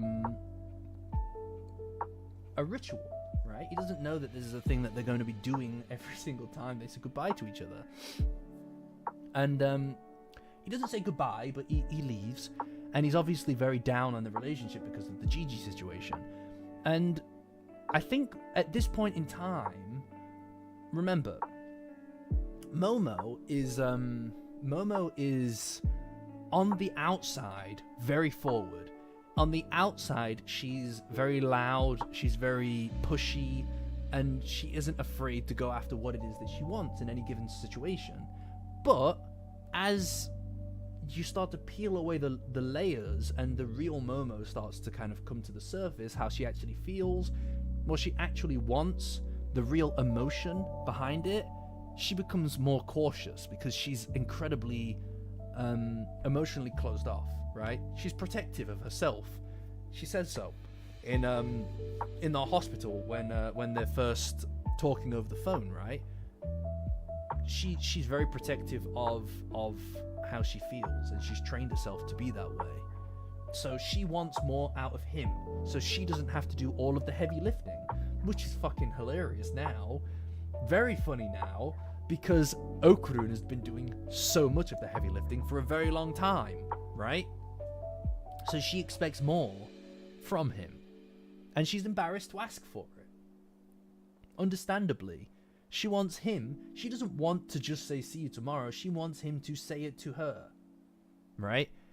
It shows a transition in their relationship where she isn't just doing him a favor now, because before it felt like she said see you tomorrow to him as a favor almost, to remove the questions for Okurun, right? She was removing the questions and the uncertainty for him because she had the complete upper hand in the relationship because he never had a friend before. He doesn't know what to do, and she was making that easier for him. Something that she gets self-conscious about the next day when it feels like she's being avoided by him. But this shows that she wants something out of him now. It's not just her doing it for his sake. She's doing it because she wants him to want to say it. She wants him to want to see her tomorrow, and she wants to know that. Right? And that's why she kind of like is like, it's your turn, which is a piss poor excuse. Piss poor excuse. Really, because you don't do this with anyone else. This is what I mean when it's a very intimate kind of thing between the two of them. And he's like, what the fuck? There's a turn order to this? And she's like, yes, there is. So just do it. And look at this. Oh my god, dude. God damn it. I'm fine. Sorry, I'm fine. I'm fine. This a lot of it. This rewrote my brain chemistry. This whole thing rewrote my brain chemistry. All right, Rue, catch ya. I'm fine. Anyway, so they're in this spot, right? Oh my god, dude, it's so good. I miss Dandadan is so good. It's so good. Anyway, they're in this spot where Okurun doesn't know what to think. He doesn't know what he's feeling. And in the next day, tomorrow for these guys, tomorrow he's gonna figure out what that is. That he is in love, right? She doesn't know it yet, but he knows it tomorrow, right? It's so fucking cute shit. And yes, the hand on the chest, of course, yes. Then, obviously, the cursed house arc happens, and the evil eye arc happens, actually, for that matter. So a lot of stuff kicks off. Hold on, let me find where we're going. I mean, obviously they then hold hands and stuff, like... What is this? This is the Kaiju arc. It's... Yeah, and it's cute as shit. That's what I'm saying. Bear with me. Here it is. Is it? No, it's not. This is too early. Here we go. Here's the next one.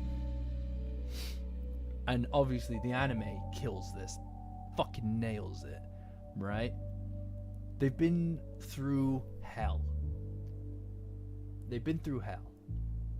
They went through the cursed house arc, and Momo thought Okurun had died. And it was in that moment that I believe she figured out how she feels. Or at least opens the door to what that might be, which is love. There's a video about it, the moment that Momo Ayase fell in love. You can go watch it on Save the Sunrookie YouTube channel. Anyway, they went through hell. She thought she lost him, but he was alive, and they hugged, and then they've obviously been living together for a while. Yeah, we're gonna get to that one. They've been living together for a while, and it changed the relationship dramatically. This cursed house arc to an evil eye arc, the two of those together, that bookend, inside of there is where the most relationship development happened for the two of them. So a lot has happened in a very short amount of time, right? I mean, you could even say that when he walked away after she told him to leave, when he was going to wait for her to finish work, you could also argue that was a see you tomorrow, but I'm focusing on the main ones. Anyway, and then here, he says, see you tomorrow. He doesn't look her in the eye. Obviously he doesn't. So it's kind of getting to a point where it's like, what? There needs to be some degree of definition, right? It was already at this point, Momo was expecting a bit more from him. But she wants a bit of definition to the relationship. What it is that they are to each other. Are they friends? Are they not? does he have anything more than that to say? Because he's a very rhythmic person. He kind of just goes with the flow of what other people expect of him, rather than taking an actual step to kind of change the nature of the relationship. Again, fucking ironically, considering how he turns out, right? But he doesn't take steps necessary to change the nature of the relationship. He relies on her to do it. And this is one of his great regrets. He confirms it himself in this arc when he talks about how it's his turn to go and reach out to Momo, right? Because she did all of it. Like, really, she did all of it. She held his hand for the first time, right? He kind of just goes with the flow of what's set for him, at least at this point in time. And that is something that she's picking up on here. She wants him to say something else. She wants him to try to have the words to say a bit more. But Ida gets in the way of it. The relationship, in a lot of ways, kind of stalls here a little. You know?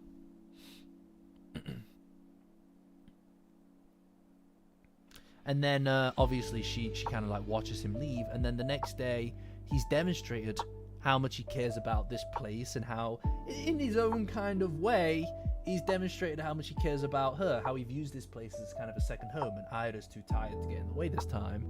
And they say, more or less, goodbye, like, see you tomorrow. This is cute as shit, right? The nature of it is different. They're like a family at this point. So you can see how the nature of the relationship has kind of shifted over time. When's the next one? I swear that he says one with Vamola.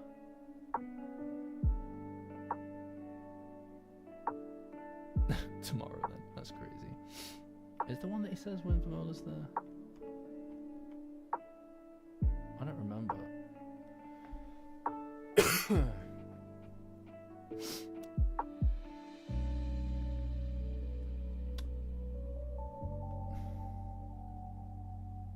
I don't think he says one in the Kaiju arc, does he?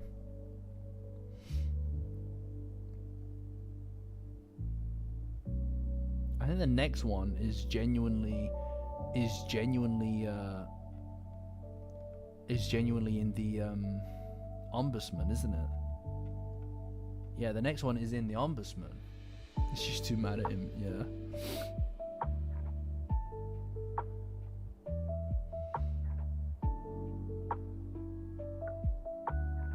God, what chapter? Are we in Damara now? Yeah. Man, the Ombudsman arc is not long.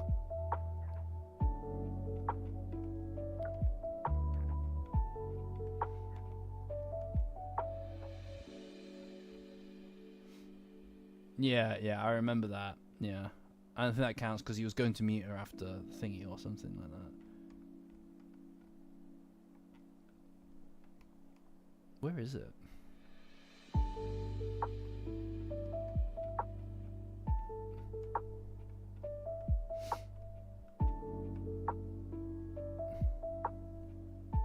It's when he brings Mai over, isn't it?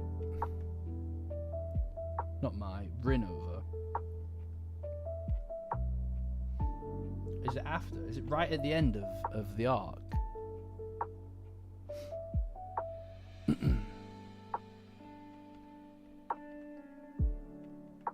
Oh, here it is.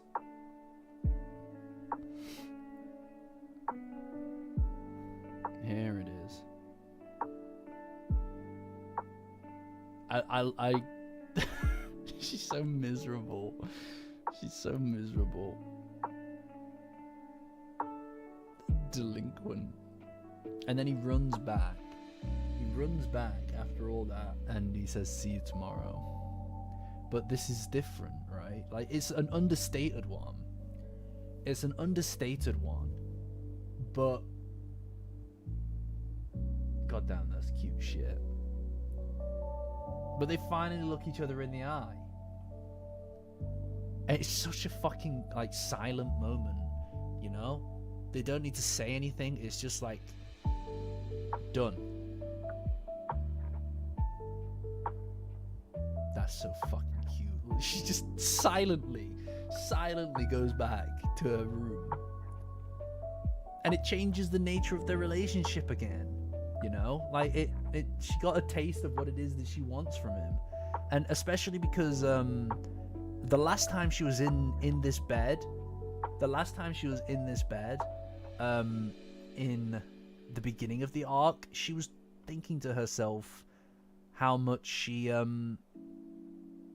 didn't give a shit, that she didn't care about Okurun, right? She was like daydreaming it. This is exactly the same place she was earlier, and she was imagining turning him down, basically, or so that she could get that fucking behavior out of him. And look, before she goes down, she checks her hair and stuff. Like, it's one of those important things, right? And it's a marker for where they are in their relationship, in a way that I would say their holding hands isn't, if that makes sense. Their relationship, obviously, like them holding hands is important, but this is a very personal, quite unique aspect to their relationship. This isn't something that you would just see in anything, right? It's such a small thing, but every single fucking one of them is different because it reflects where their relationship is at the time. You know? And I really think that this is a cornerstone of Dandadan at this point. Because look at this. This is the most kind of, the words just need to be said. You know, everything else is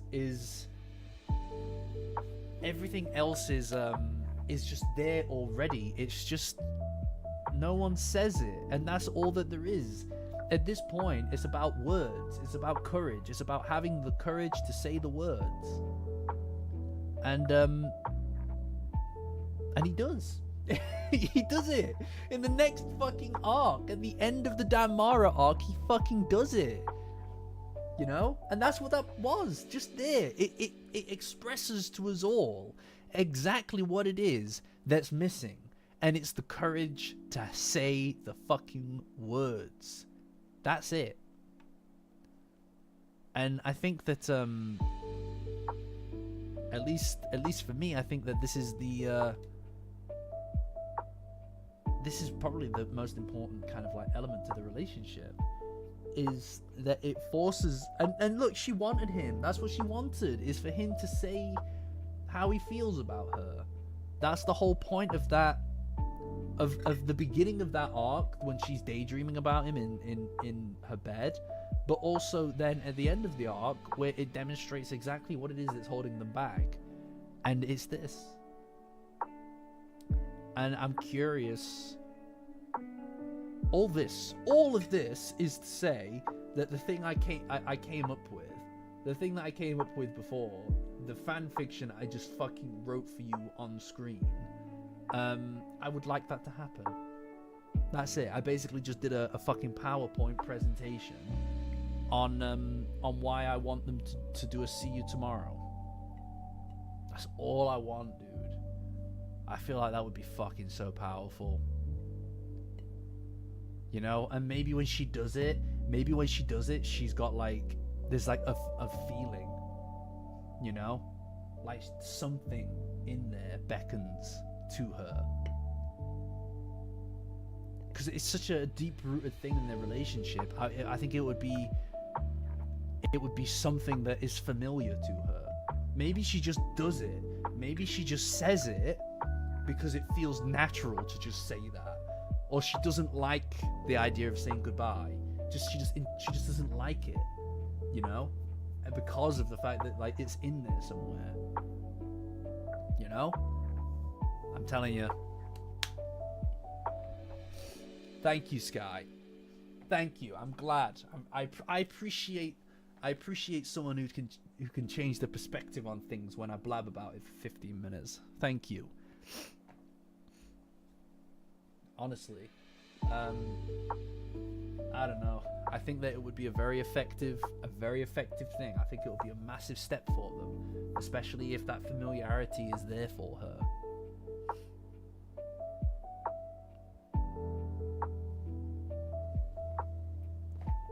God damn. Look at that shit.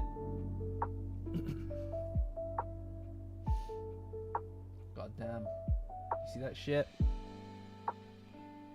It's crazy, isn't it, that we can just sit here and talk about this for what is literally just hours and hours on end. Isn't that weird?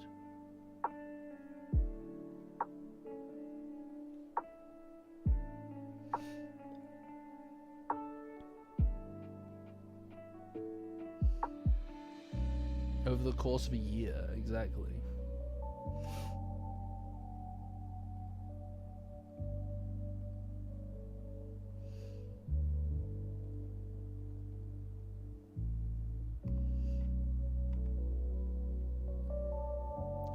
And technically, you technically say that this was the last one.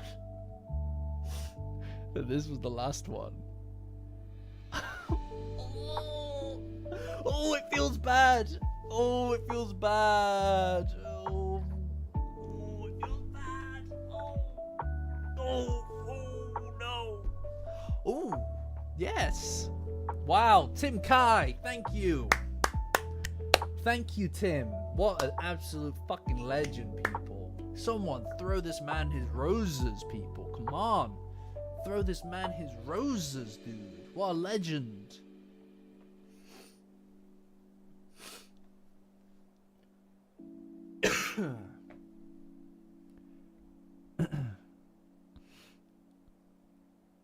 Yeah, no, Gerardo, exactly. This is what I mean when I was saying that it's kind of like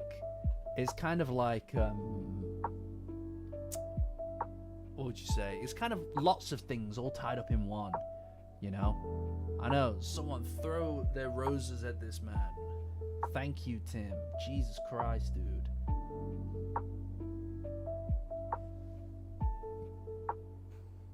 Yeah, I think that the amnesia thing, like the next kind of outing, the next big outing, like the arc, I think we'll be at the end of it, you know? I think that's it. I think we'll be at the end of it. You know? What is it? What edit? Where is in the chapter discussion? Oh my god! With the steel chair! With God as my witness, he's broken in half. Oh my god, drop the dime, 619. That's crazy. Like, ridiculous, dude. That's ridiculous. I like that a lot. Well done. Well done, Nev. Earning that Employee of the Week business over here.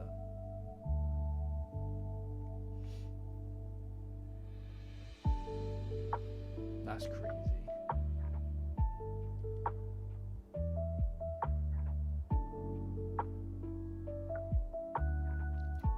Anyway. Right. Guys, this has been very fun.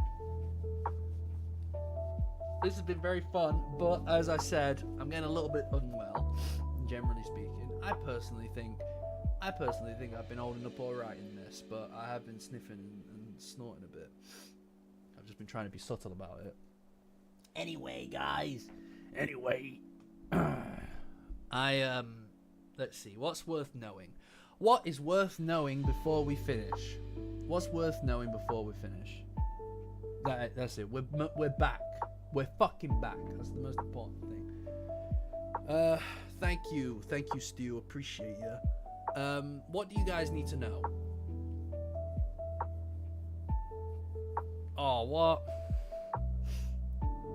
Thanks for joining. Appreciate you. No, genuinely, I appreciate it. Thank you so much for joining. Gerardo, remember, Patreon link is in my description. Join as a free member on my Patreon, and I'll get you access to the Discord. It's the best place on the internet for Dandadan, and lots of other stuff. It's illegal to lick doorknobs on other planets. It was his hat, Mr. Krabs. He was number one. Yeah. On the back of your card with no it. Yeah. That's it. Your card, the number of your card, the expiry month and year, and the 3 digits on the back. But you gotta be quick. No, right. Yeah, I know, it activated me like a fucking sleeper agent. I can't help it, you know? There are certain phrases in SpongeBob that just, they're in the old dome there, you know? Anyway, what do you guys need to know about the channel? I'm working on multiple pieces of content now. I apologize that it's been so long since the video's gone up, guys. It's just really hard. Oh my god, it's so hard. Oh my god, guys, it's so hard. No, I'm gonna be honest with you. I'm gonna be just like straight honest with you. I just don't like putting something out if it's not of a quality or a caliber that makes, like, look, all of you guys kind of have, most of you anyway, have joined because of the content, and that is one of the things I'm very grateful for. I believe the caliber of person, the caliber of audience member that then converts into community member, and everybody who engages with the channel is a staple of the community, a representative almost of what it is that we want to be. I think that is reflective of the quality and the caliber of the content. I don't want to put out slop. I don't want to talk about a topic because it's relevant or because it's oh, people need my opinion on some bullshit. I don't care about that kind of thing. I care about making good content. I care about making content I'm happy with, and content that people also enjoy. Now, that's not always going to be Dandadan. Two of the three videos I'm currently working on are not Dandadan related. But I want them to be the best that they can be. And I was working on multiple pieces of content between the last piece being out and now. It's just they got scrapped because I was just not happy with what I was writing. After the last video, and I am very happy that I wrote about the love triangles. I'm very pleased that I wrote about the love triangles. I think that video is very good. I think it's a very enjoyable video, for me anyway. I think it's a worthwhile video. And even though it's talking about a topic that's relevant, that's timely, and obviously has a meta discussion element to it insofar as it discusses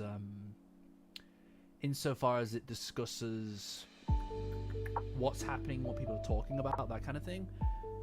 I do think that it speaks to the love triangles quite nicely. I believe everything that I wrote in that. I'm happy with it. The problem is that I then started writing something else that was kind of timely or had a bit of meta discussion to it, and it just didn't pan out in the same way. And I was kind of saying to myself, like, what are you doing? Why are you writing about this when you don't really have anything to say? And that's what became obvious to me after trying to make it work, fit the square peg into the circle hole.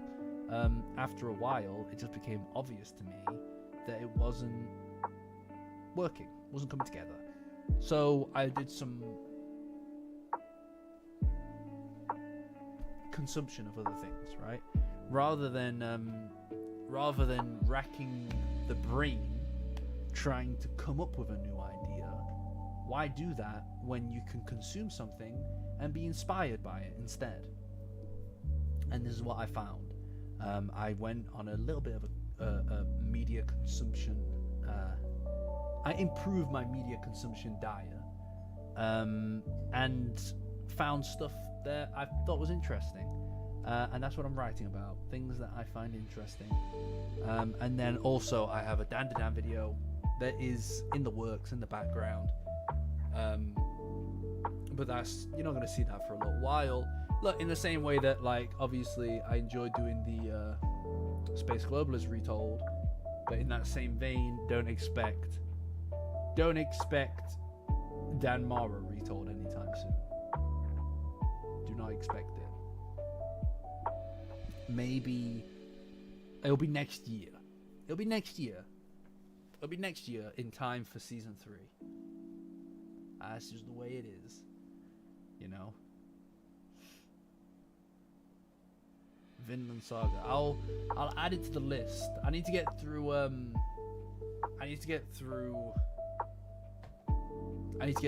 the videos that I'm currently writing.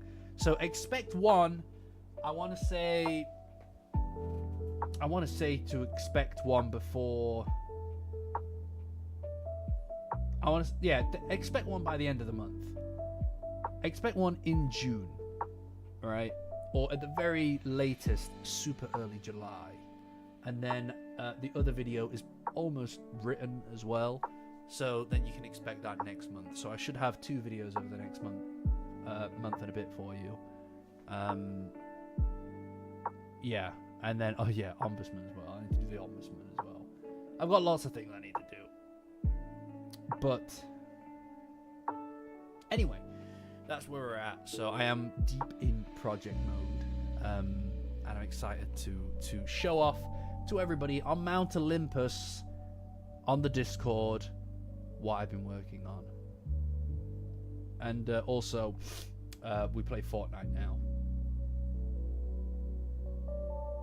Yeah, we play Fortnite now. I was kind of Toaster. I'm glad that you're here because I was the only reason that I kept, like, I would have asked you to join our squad, but the only reason I didn't is because I was really excited for you to see it. I was really excited for you to see it, and you didn't show up for the stream, so I was actually quite disappointed. I was really excited. I did a Rick roll on it. I did a Rick roll because there's an emote for the dance from that video, from Never Gonna Give You Up. You can do the dance, and when you do it, the music plays as well. I thought it'd be fucking hilarious, but alas. Anyway, guys, good chapter, guys. Good hustle. Give yourselves a round of applause. Oh yeah, it went up on the second channel. Yeah. All right, cool. I'll catch you all on Discord anyway. But cool. All right, guys. Anyway, I will see you guys later on. Bye bye.